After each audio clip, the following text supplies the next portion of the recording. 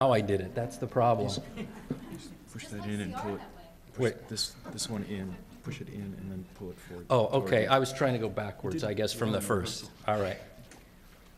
So the first thing I'd like to say is that given the work on caloric restriction in primates that's come out over the past few years, and given what we heard from Luigi yesterday and the paper that recently appeared in JAMA, I'm still unconvinced.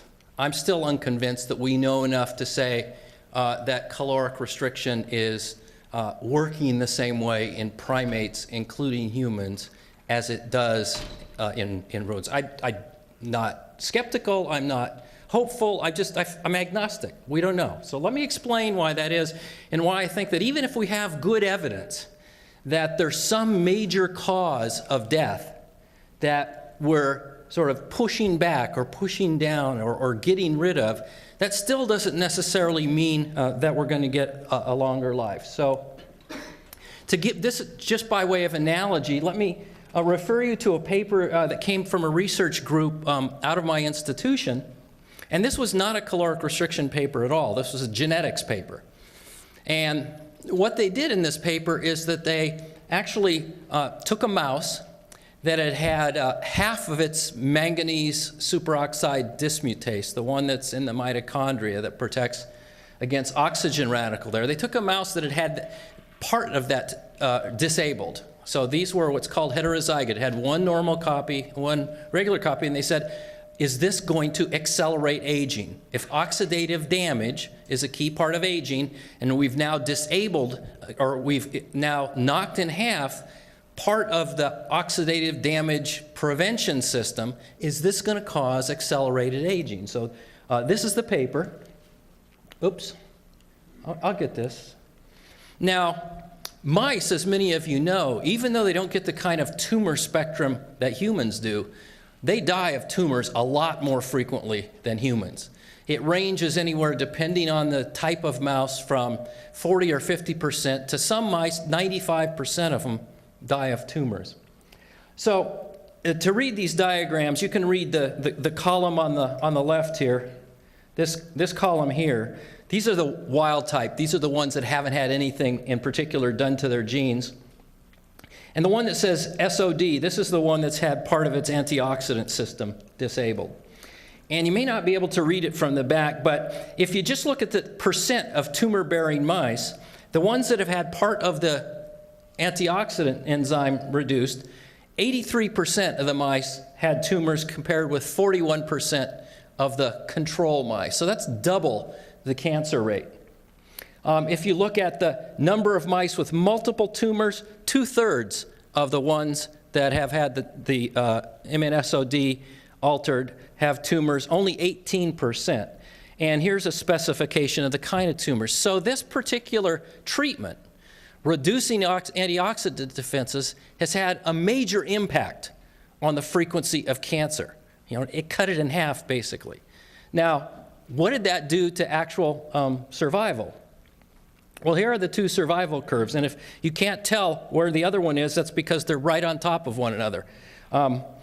And so, I don't know how often you guys read these, but let me just tell you how to. This is just the fraction of individuals that are alive at any one point.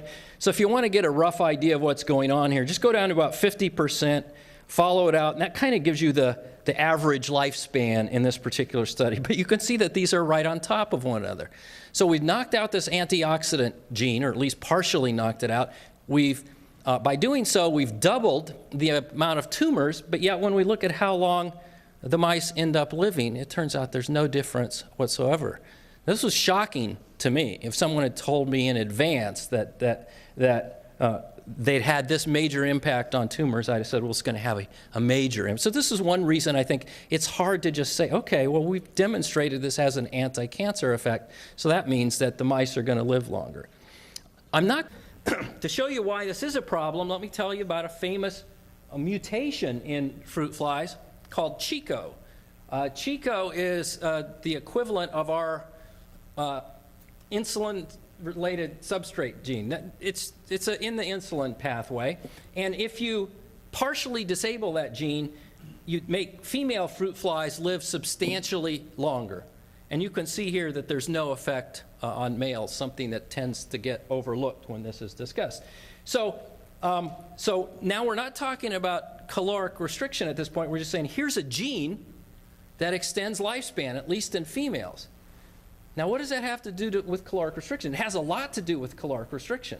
In fact, you can't interpret anything, any of the genetic work that comes out of in the press unless you know something about how much they eat.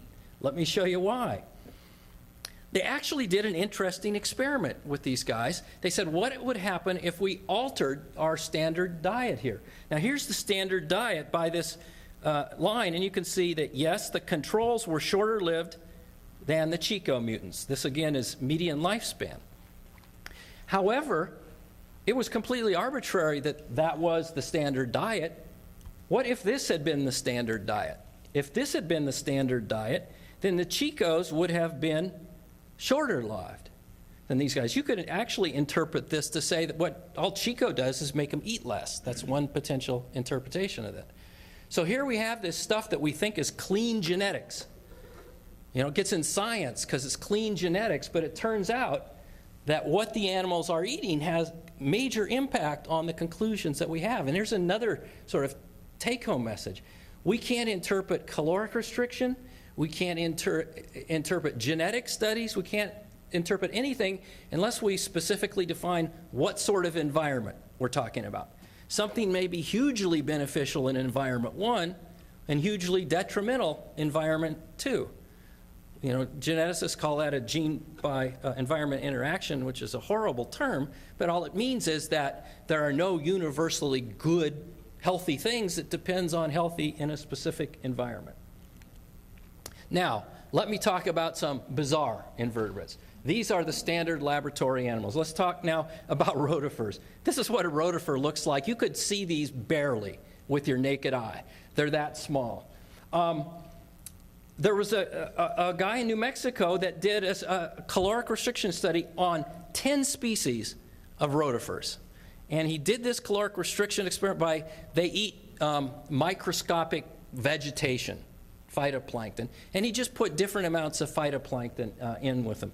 Well, it turns out that if you just, the thing that you want, this is the percent change during dietary restriction, and you just want to look at this column here. If the number is positive, that means that with dietary restriction, they live longer, and if it's negative, it means they live shorter. And you can see that most of them live longer. But there are these 3 species here where they actually live shorter. Now, don't ask me about the nutrients that they had, whether there could have been some nutrient shortage. Yes. I mean, who knows? You know, the natural history, the dietary requirements of these are not known. But the thing is, he did, you know, the same basic experiment on these 10 species, and sometimes yes, sometimes no. Total immune response requires the interaction of various parts of the immune system. She wanted to say what happens to the whole animal. And what she found out, and all these are basically the same thing. These are just, she gave them this influenza virus through the nose, anesthetized them, gave it to them through the nose, and these are just different doses that they got through the nose. But one of the things that you see in every case is that the ones that died at the fastest rate were the caloric restricted ones. So this is mouse influenza that they're getting. So this, I think, should give us pause. Tuck Finch and I were talking about this last night. The whole relationship between caloric restriction and infectious disease is complicated. It's not too surprising the immune response depends on a very robust level of certain division of certain cells. And one of the things that caloric restriction often does is it causes a lower level of cell proliferation. Now, there's clearly some cases, like McKay's original cases, where he had this bacterial pneumonia, where caloric restriction seems to be excellent for improving the response to a pathogen. But we have a case here, an influenza virus, where the caloric restricted animals, at least the old ones, are having a much worse response to the pathogen. And I think that's something that everybody in this society should keep in the back of their mind. So yeah, I knew I was going to get a lot of questions. So let's go 1, 2, 3. Okay.